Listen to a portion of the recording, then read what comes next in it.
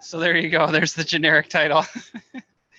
Yeah, like Leslie said, my name is Lance Hendrickson. Melissa's my wife over there. We have 4 kiddos, bio kids, and we've been doing foster care, I don't know, 5 years, 6 years, something like that. So our kids are a little bit older. Our youngest is 11 and the oldest is 16. So they weren't really little when all this stuff that we have now was coming about. So we were still getting DVDs on Netflix when they were little. So we've kind of evolved, and a lot of the stuff that we're doing now is based on their ages. So I guess my recommendation would be to see if this fits for the ages of kids you have in your house. And if not, maybe there's stuff for younger kids too that we could talk about in the Q&A stuff. So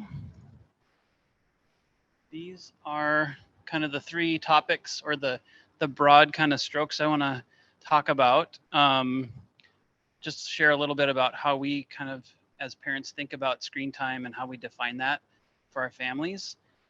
Some proactive things we're doing as far as like hardware, and some things we're doing on the devices to kind of keep our kids safe and monitor some of the stuff. And then what do we look at kind of reactively as far as reporting and monitoring and making sure they're using these things healthily and safely.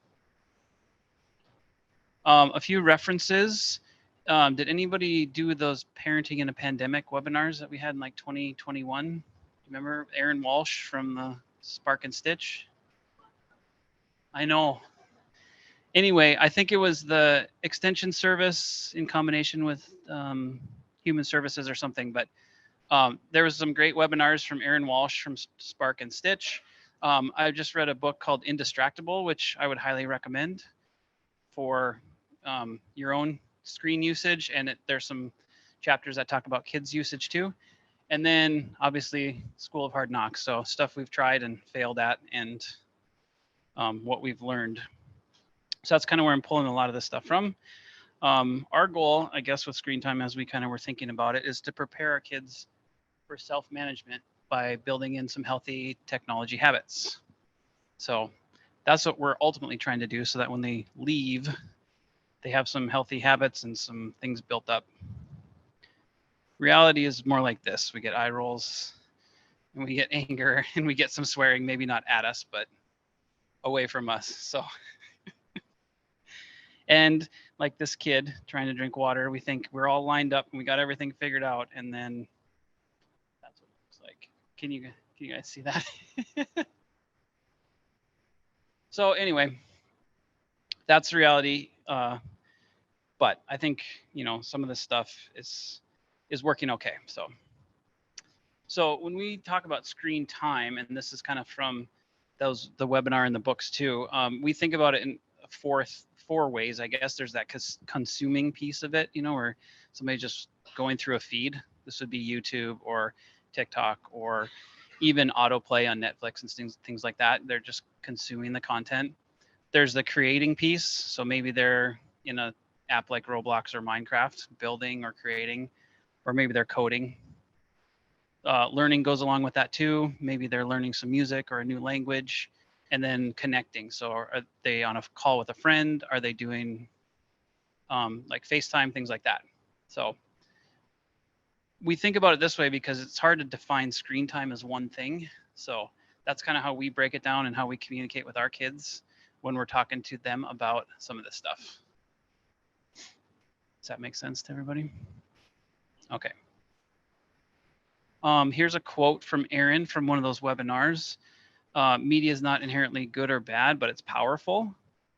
Whoops, went too far.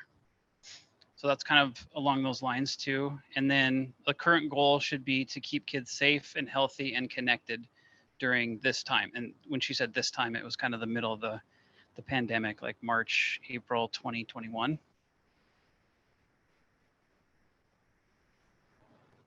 Some tips that she had talked about. So we try to prioritize some sleep, exercise, and outdoor time.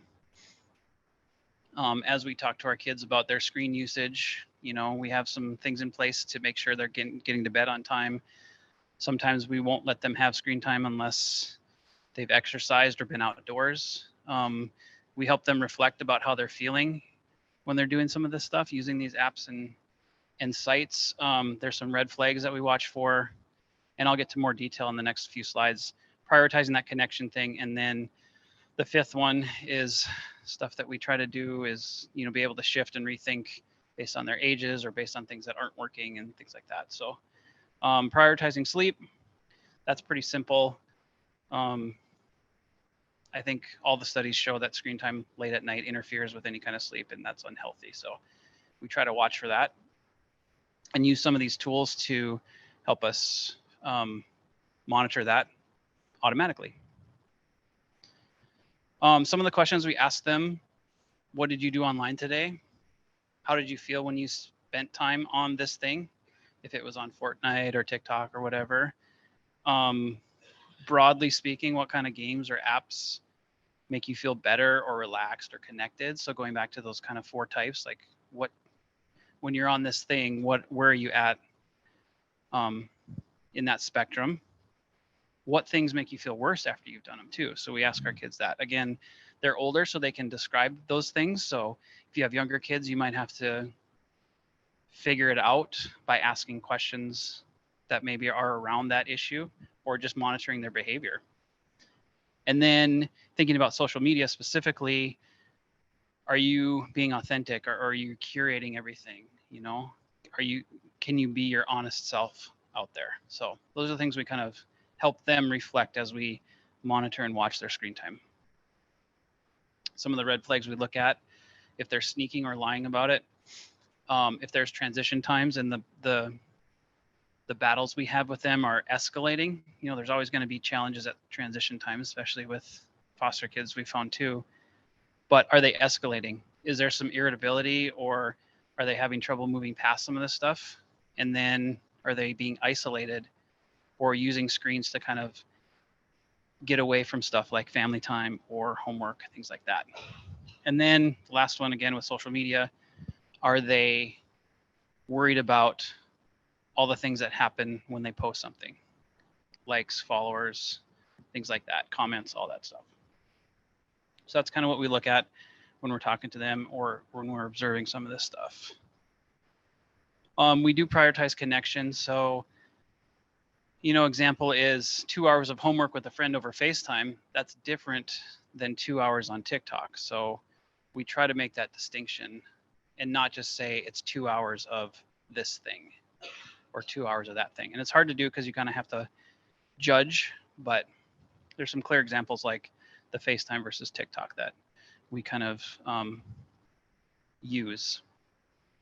And then we kind of force opportunities to go offline. So we set up during mealtime that devices are off, either automatically, or we try and collect them so that there's no devices.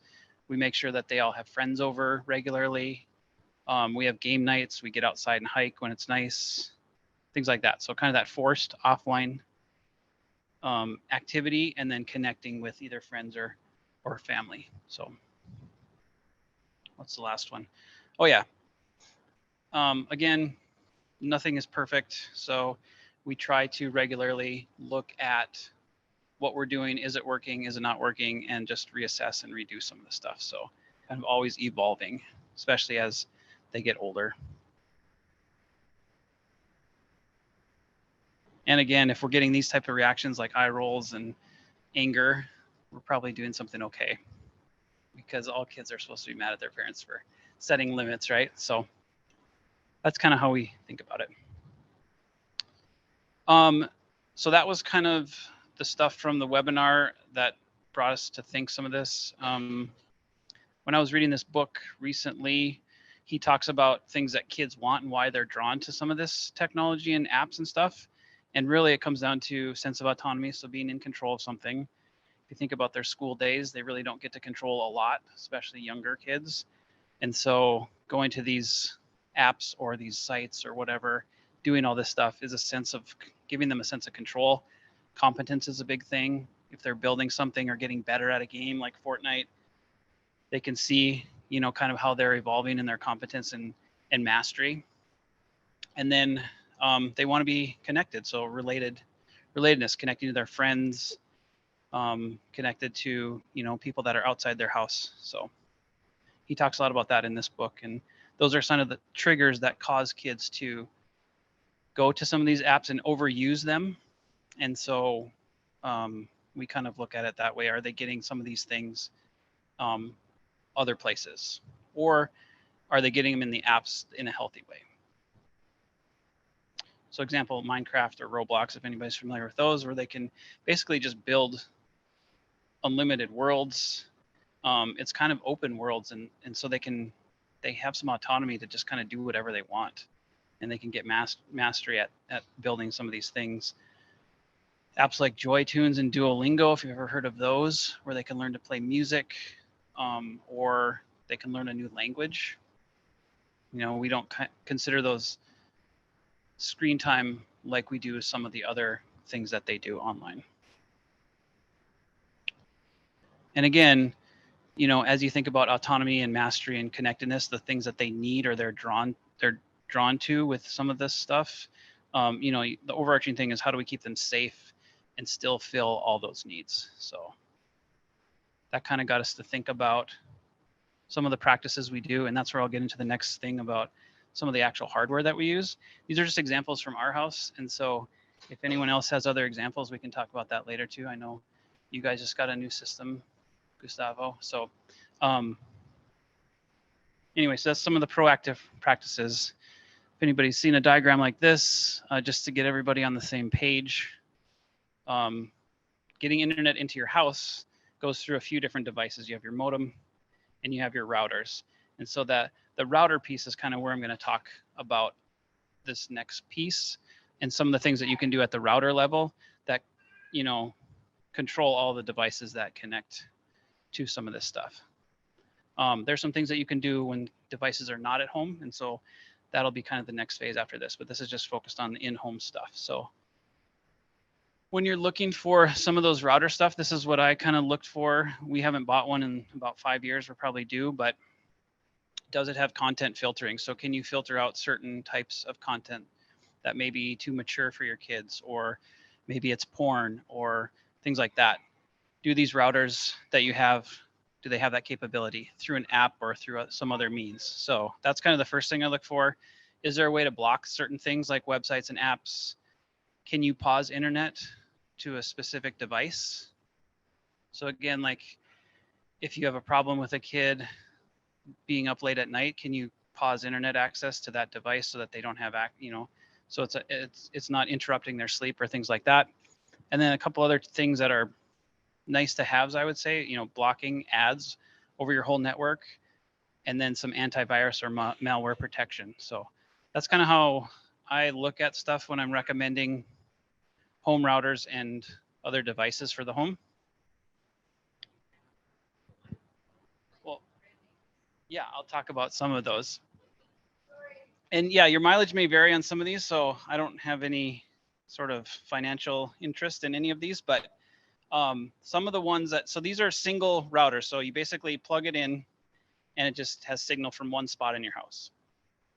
A lot of them, the newer ones, if you're looking to, you'll have to spend a couple $100 on like a Synology or a TP-Link or even Netgear. They have some of these things built in where you can pause things, you can have some content filtering. And again, it's just one device that is going to send it to your house. Most people are familiar with this. As I was doing some of this research, does anybody have Midco internet? They have combination routers and modems. So you can send, you know, it's just one box instead of two. And they have a whole Wi-Fi system through an app. I think it's called Home Pass. Yeah. So if anybody has Midco and just wants to do a simple thing and let them kind of help you figure it out, they have some options now too. So it's come a long ways since we started 5 years ago looking at some of this stuff. So that's encouraging because I think parents need some of this stuff. Does that make sense to everybody? Okay. The next option is more of a mesh type network. So you can see this is multiple devices. I think there was some discussion in the Facebook group. Some people have some Griffin devices. Leslie does, you do. We have an Eero at home. And did you guys, what's the one you just bought? Deco. I thought it was an Orbi, but a Deco, yeah. So these do the same thing. They have a lot of content filtering built in and things like that, but you spread these around your house to cover so you don't have any dead spots in your Wi-Fi. So you can have strong internet signal everywhere. Maybe you don't want strong internet signal everywhere. But, yep. That's what we think about too, is like, do we really want the fastest internet in the kids' room? But, yeah, so you could buy one or these multiple mesh systems, essentially, to cover your whole house. These ones are a little bit more expensive once you start to buy more than one piece of hardware. So it kind of depends on your budget, but these are some of the kind of the ones that people seem to like. We like our Eero, even though it needs to be replaced because they're not updating it anymore. But again, it's it's kind of overwhelming to look at some of this stuff. So if you go back to figuring out, like, can we monitor usage and do some content filtering? Can we pause things? Like, those are kind of the top things that you want to do. So for our Eero, this is a kind of a nice feature. We can see when anybody joins the network. This was happened when our son brought a bunch of his friends over and shared the Wi-Fi password. We got a bunch of notices. Hey, there's like 6 new devices. So most of these things you manage through an app, and they should have notifications like that. So you can monitor kind of what devices are connected to your network, which is really handy. And then I'll show you the different profile things. You can actually put these, at least in the Eero's case, put these in separate profiles. So these are the kind of the profiles we set up. We have one set up for each kid because each kid's at a different stage and needs to be monitored a little bit differently. We also have a mom and dad device profile. So our devices can go in there and have little different rules as adults. But like I said, most of those solutions should have something like this where you can create separate profiles and then add a device to a specific profile and manage it that way. This is a big slide of just a bunch of screenshots, but you can see a bunch of devices on the left side that are connected. The ability to pause at certain times. Again, the content filtering, so we can filter out mature content, illegal or criminal content, whatever they define that as, and then any sort of violent content. So we have those all set up on the profiles.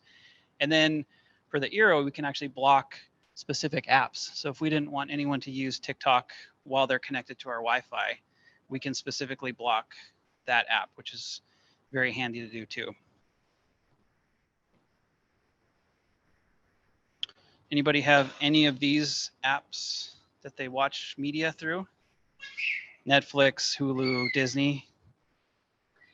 Does anybody know that you can set up profiles in these apps? Okay, that's good too. Do you know that you can set pins on the profiles? Yes, good. That's good. You can see this is how ours is set up at home too. We have a lock on ours because that profile, the mom and dad profile, doesn't have any sort of content restrictions, but the other ones do. If you have a mix of older kids and little kids, you could maybe do a teen profile that has a pin as well, so the little kids don't access some of those content. But I remember when Netflix first came out, they didn't really have any sort of things like this. So I think a lot of these places are figuring it out that this is what parents need. This is an example of what you can do with a profile. You can turn off autoplay. So again, after they play one episode, it doesn't just keep playing forever. Especially that's good for little kids. You can set a pin on it. So again, if you had an older kid, and then you can set those viewing restrictions on that scale. So if you say this profile, we only want to go up to like TV PG or whatever. The nice thing about Netflix too is you can actually enter specific titles that you don't want to be shown, even if they match or are lower than your rating. If there's just a title you don't want in your home, you could put it on that list, which is pretty cool.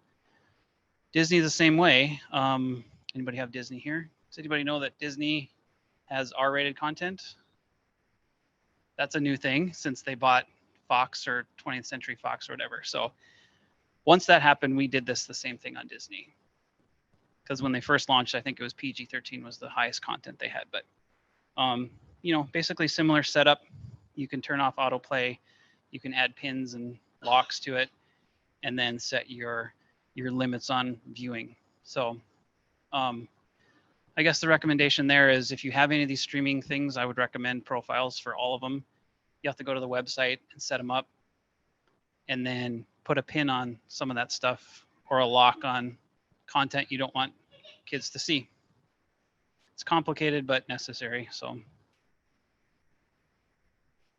what are my final thoughts? Yeah, as we think about some of these things, we do have things pause overnight.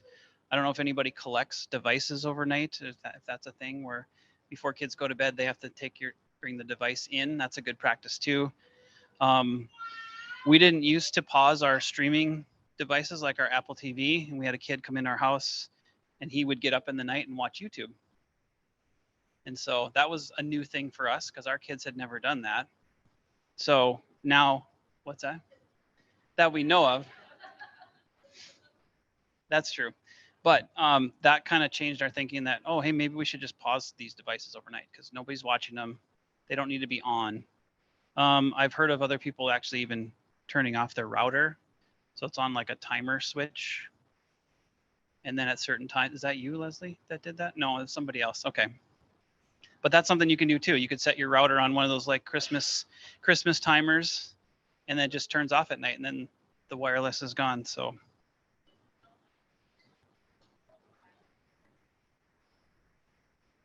right.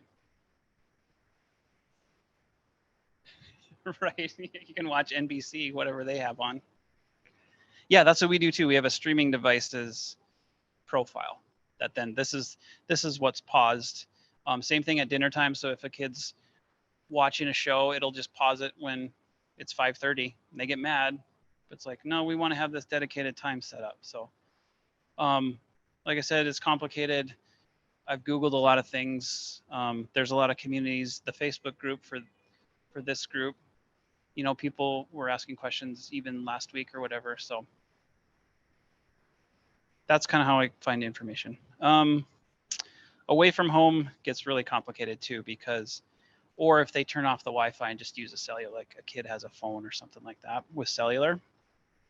The good news is some of these things, any of the providers like AT&T and Verizon and T-Mobile, they have some of these protections in place that actually go on the device.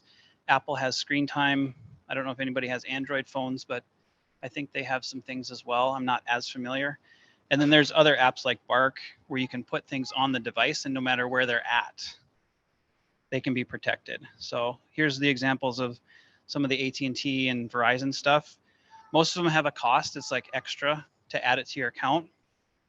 But if you go into one of the stores or you contact them online, they can probably help you figure out what you can do to protect your devices kind of from their perspective. So that's nice that they offer these services now. We use Apple Screen Time, if anybody's familiar with that. The main things we have are downtime. It's similar to pausing the device, but it doesn't matter where they are. They're going to have downtime, and so they won't be able to access certain things. We can put limits on an app, so they can only use an app for like an hour or a half hour. And again, some content restriction things. So combination of our home stuff and putting Apple Screen Time rules in place, we feel we're covered pretty well, at least in our house. So you'll have to kind of figure that out for yourself. But what else was I going to talk about? That was kind of it for the device thing. I don't know if anybody has familiarity with Bark. We've never used it. Does it have similar things?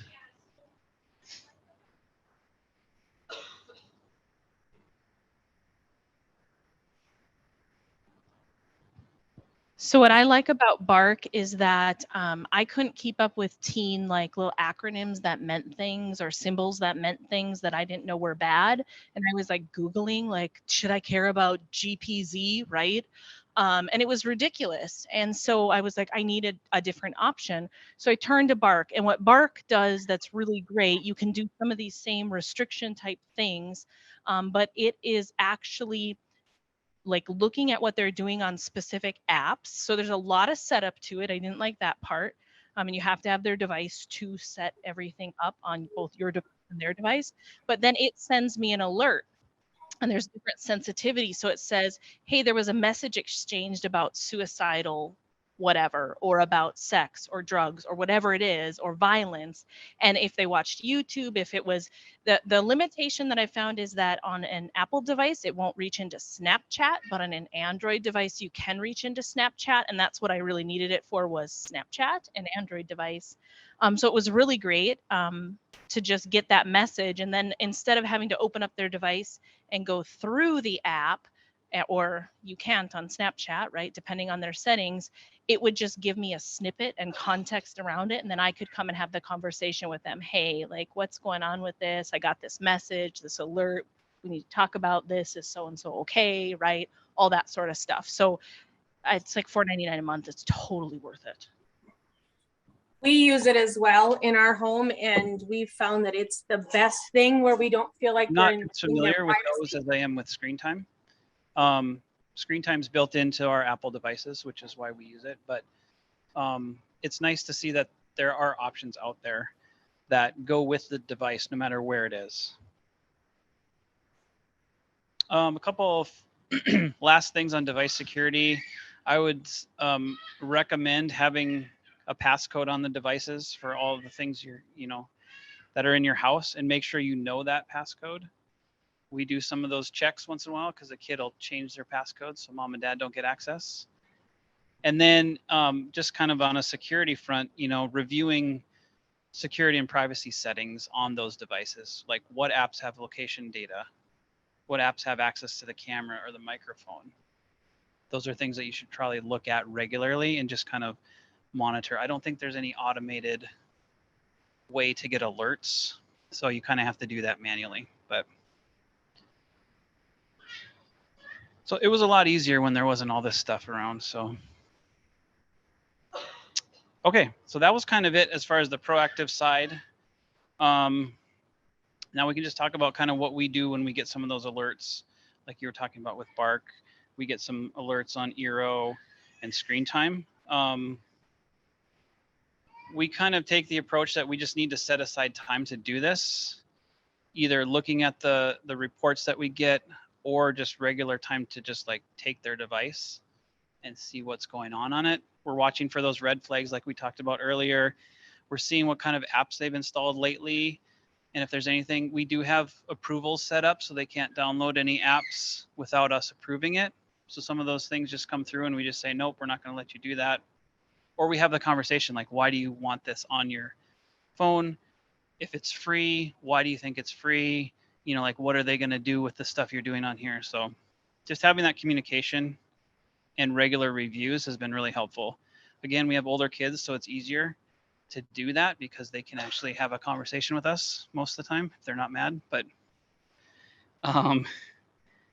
for younger kids, I think you can still have those conversations and just break it down a little simpler. So here's an example of what we get from Eero. So we can see kind of our usage for the week, any sort of threats that it blocked. That's that kind of malware antivirus thing, if it's blocking ads, and if there was any devices that hit one of the content filters.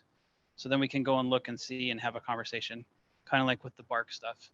It just gives us an opportunity to say, hey, have you seen anything interesting online lately? And see what happens. Yeah.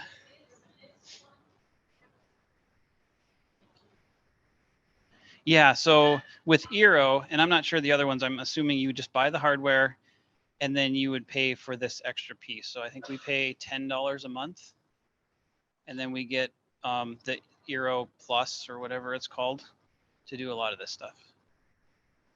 So yeah, unfortunately, it's not going to be free in most cases, but I think this is kind of worth it for the safety and security it provides us. So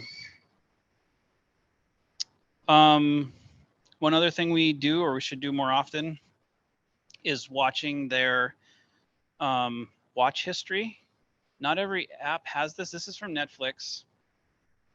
I'm not sure about the other ones, but just to kind of see like what are the things they're on that are on Netflix that they're watching or excited about. it again opens that conversation. Maybe it's things we can watch together and talk about it, and make sure that the things that they're, you know, watching are match what we feel like they should be watching at this age or whatever. So that's been really handy too, is being able to see kind of the watch history specifically on Netflix. And again, it's per profile. So another reason to set up a profile for maybe each kid. Screen time's a big one. I don't know if anybody gets screen time reports for themselves or their kids. This was an interesting conversation we had with a kid this week. We looked at his weekly usage of Twitter, Snapchat, and TikTok, and it was almost more than what we work in a week. So we just had to say, what's going on here? Like, why, again, why are you on it this long? What are you doing? How do you feel after you've done it? And had those conversations, and let him be part of the solution to either put some limits on it or just figure out, like, why is he on there at all hours of the day? And it was a good conversation. So notifications is another thing that we're looking at on Apple screen time. And I'm assuming like the Android piece has some of this stuff too. I'm just not as familiar, but like you can see he's getting over 7 days, 1,400 Snapchat notifications. So that's a conversation. Like, does everything need to have a notification? How is that interrupting what you're supposed to be doing for work or school or sports or whatever?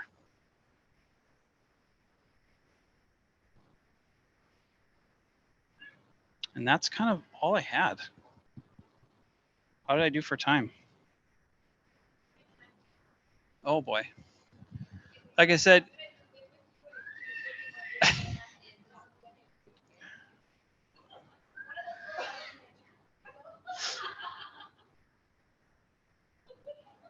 yeah. So again, that's kind of what has been successful at our house. It's hard to, you know, it's overwhelming because it's hard to recommend certain hardware over others. So what I was talking about is just kind of what we've used, but I'm happy to hear what other people have had success with too. Or what other questions you have.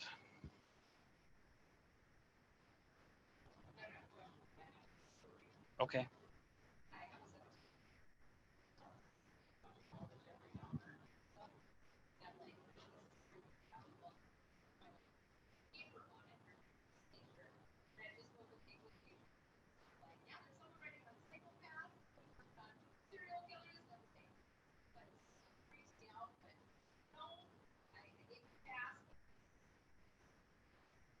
And how did you find out? You just saw him watching all this stuff? Yeah.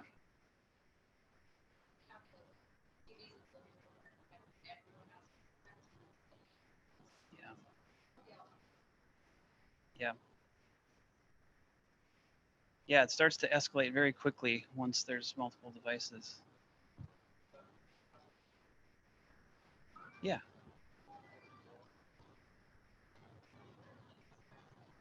Oh yeah. Oh, so it was an Apple screen time question of how we are setting the kids up.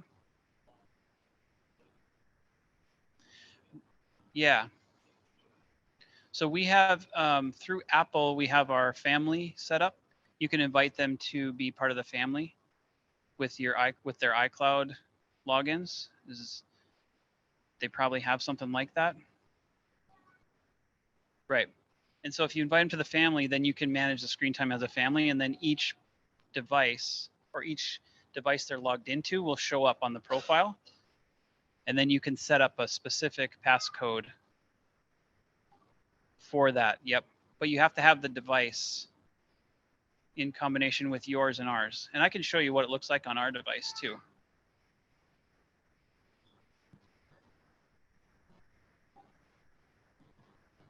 Yeah. Right. And that's the thing is we have a passcode for each kid, but it's similar. And so I think if they figured out the pattern, they could tell each other. But we don't share that. That's one of the things that there's no reason they need to know their screen time, their Apple screen time passcode. Suggestion based on passcodes, okay? Yes.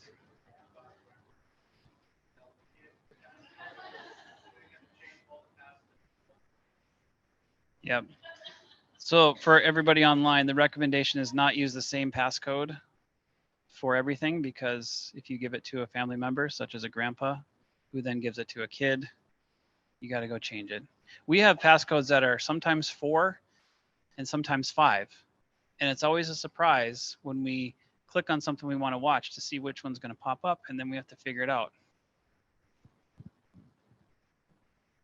But yeah, most of the platforms now, they all have it, which makes it easier, I guess.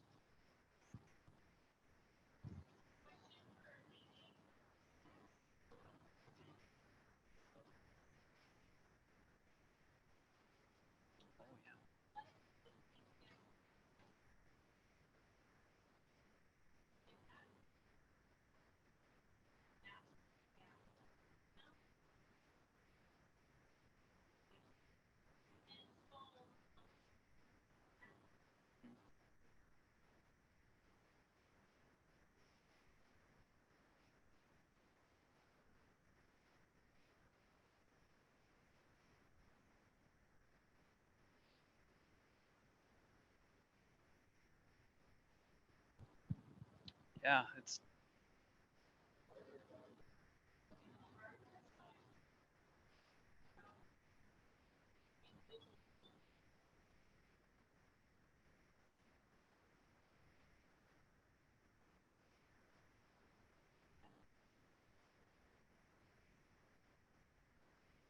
yeah.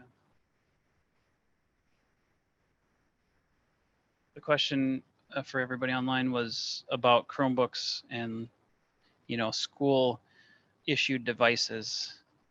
So again, it's when it's in your house, you can control it, but there's a challenge when it goes somewhere else. Looks like there's a question online. Do you want to type it in the chat, or do you want to just say it, Jay and Stacy?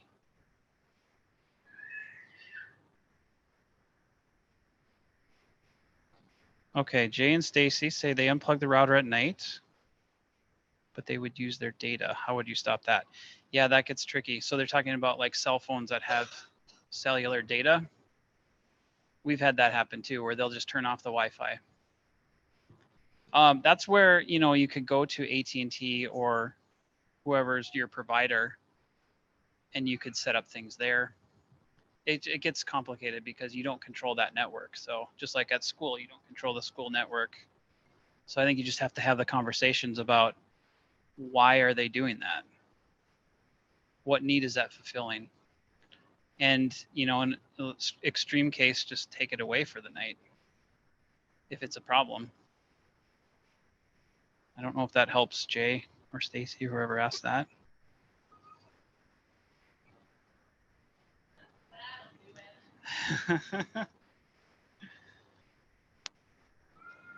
Like I said, it was a lot easier when it was just Netflix on DVD, when our kids were very little.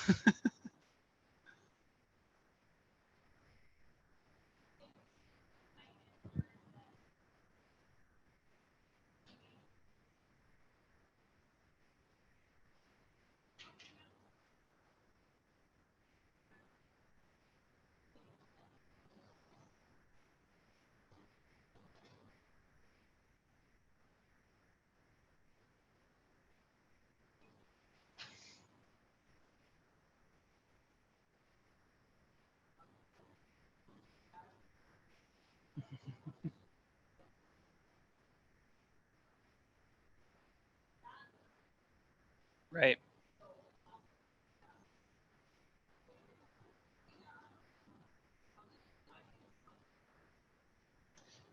Yes, that's tricky too, because we have ad blocking on our network through Eero, but there's still some YouTube ads that get through. So like they'll find a way.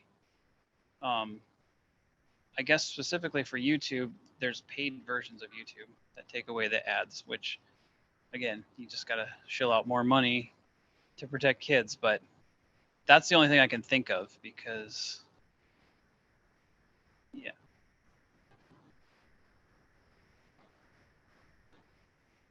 Yeah, yeah, some of them can be kind of inappropriate for sure.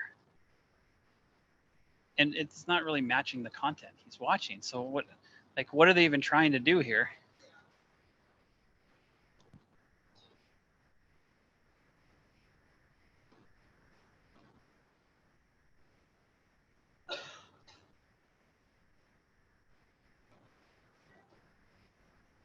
No more questions.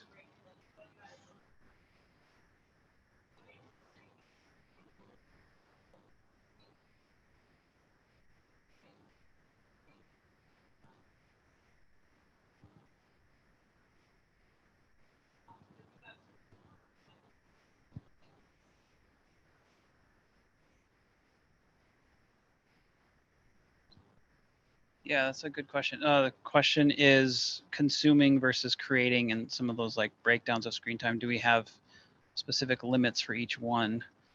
I would say sort of.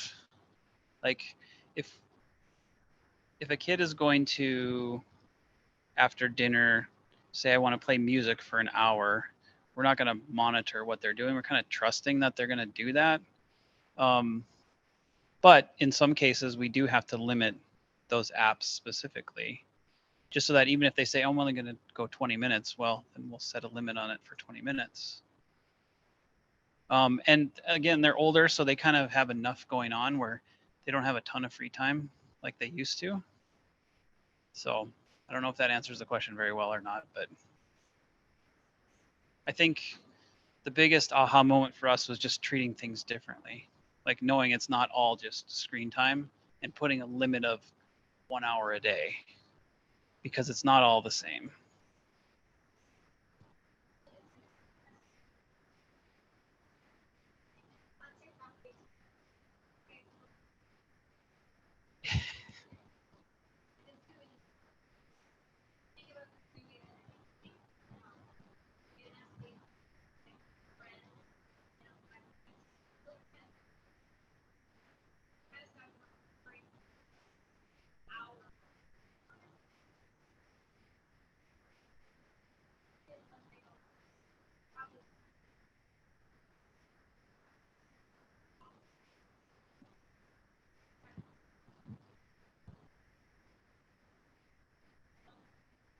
Yep.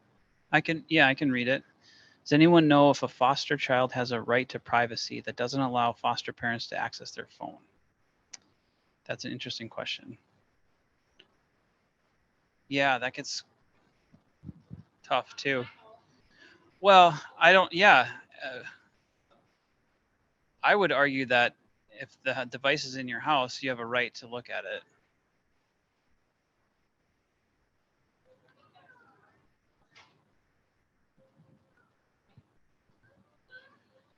Yeah. And right, again, you don't pay for that device. Yeah, or like it's not on your Apple family, so how do you control some of that stuff in screen time? That's where it gets really tricky. And I think it might just be conversations with the kid if they're able to handle it. Yeah, it complicates. A lot of this stuff was stuff that works with their bio kids, but foster kids maybe not as much. It gets more complicated. Yeah.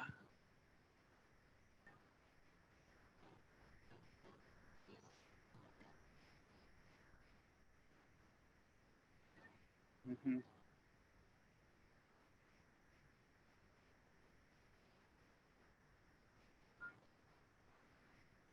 Yeah.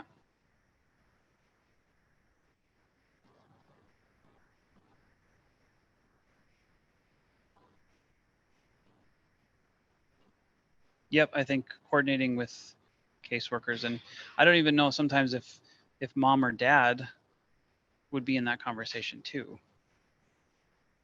But it gets, yeah, like I said, more complicated.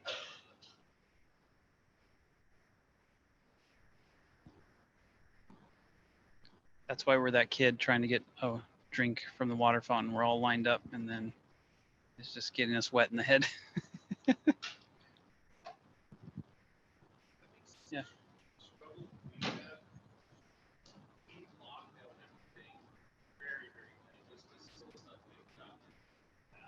Okay.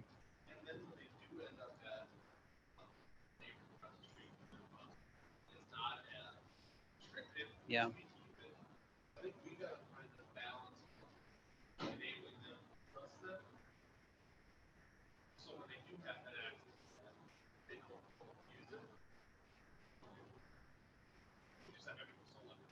Right.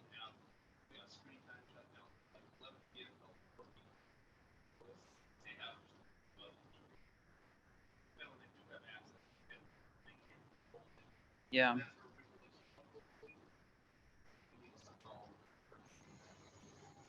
Yeah.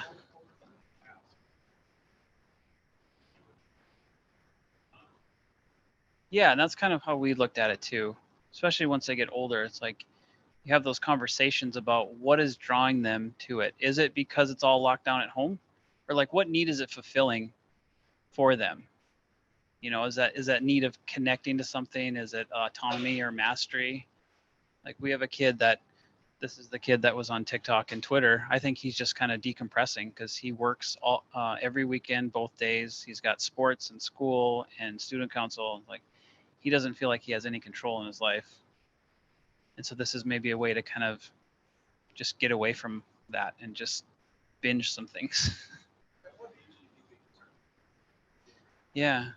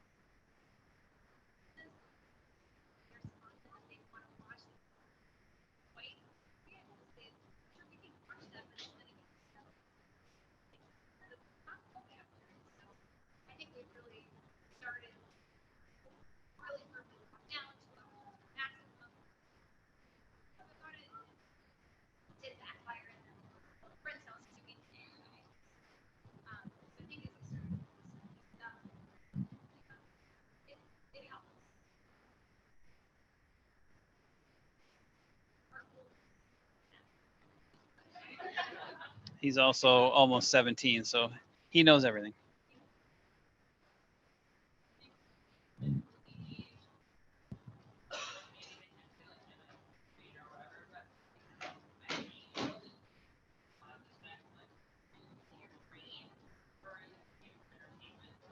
Yeah.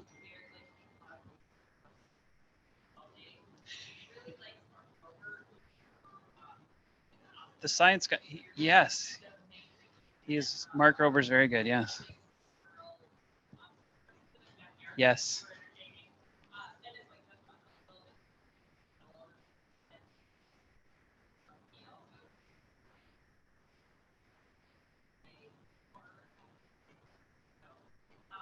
Oh. Should I repeat that for everyone online? The comment was that you weigh more when you fart, after you fart. That's science. We're just talking about brain usage with screens or watching things versus not.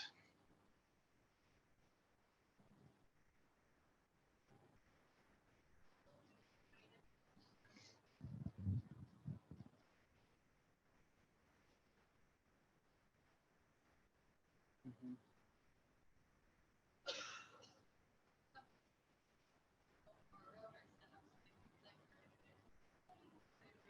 Yeah. Surprise.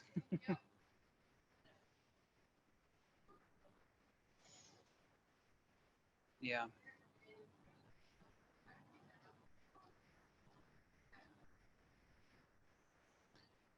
Yeah, I'm sure there's probably devices on the black market that'll scan for things.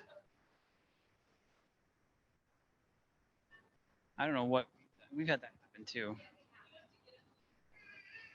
Yeah. Yep.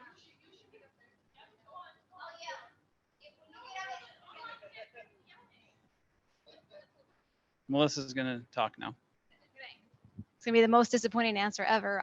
I noticed that we had something secret because I get up fairly early and I'd walk past the kids' room and I would hear them shifting and they were unplugging the device and hiding it. And so that's where I started. It was actually a vape pen. It wasn't a online device, but that's how I figured out we had something in there because they would always wake up and start shifting and I could hear rustling in there. And that's what I figured out was going on.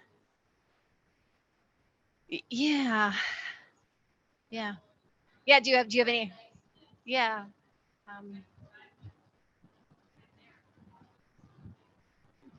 Yeah, the secret devices are, devices that come in without your knowledge are tough, especially when they have a cell plan that has full access. So.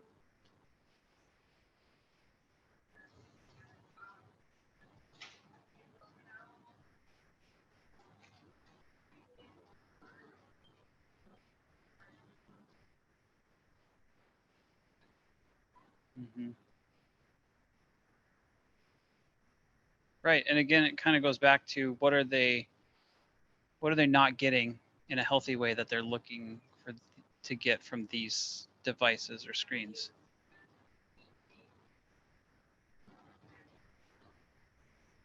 Yeah.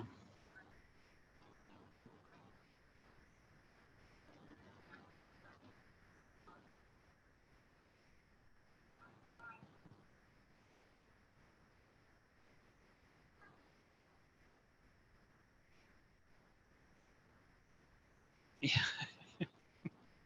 Just try and airdrop to whatever's close by.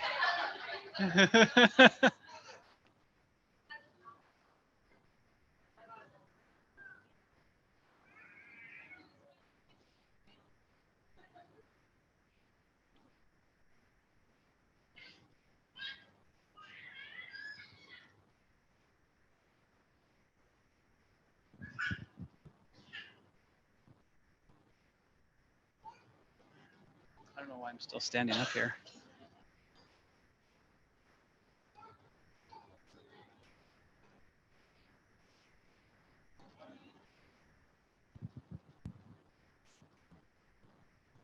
I was just gonna say it's much more pleasant when the thing that whatever the kid's doing turns off on its own than when you have to like manually go get it. Because that's what we used to do. Is like, all right, go turn off the TV and grab the remote and turn it off, and they get mad at you. But for some reason, when it's automated and the TV just turns off or the internet just stops working, everybody seems to comply way better than when you tell them. Yeah, it's just happened. Like the thing did its job. I don't know. I don't control it. Well, I do, but I don't want to change it right now. So anyway, if you're not using some of these tools, you really should give it a shot because for us, it's been much better. Just compliance and less arguments overall. Does anyone have the Netgear one that he had up there earlier? Use that.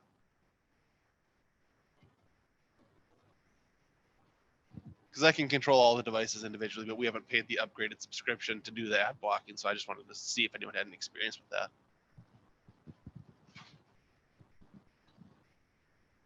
Like I said, I started to look for recommendations and I got overwhelmed and I just said, there's just too much. So again, like, looking for what are the things you need it to do? Does it do it? Everyone's going to do it a little different way, but I think most modern ones now, if you spend a couple $100s, will have a lot of those features.